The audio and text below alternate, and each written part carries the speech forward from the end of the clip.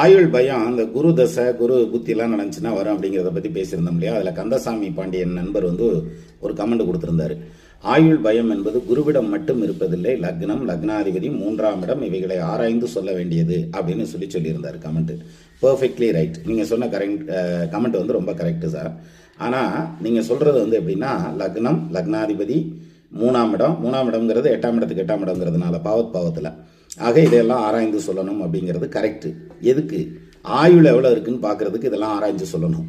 நான் சொன்னது ஆயுள் பயம். இவங்களுக்கு ஆயுள் நல்லா இருக்கும் சார், ஆனால் ஆயுளை பார்த்தினா பயம் மட்டும் வரும். புரியுதா உங்களுக்கு?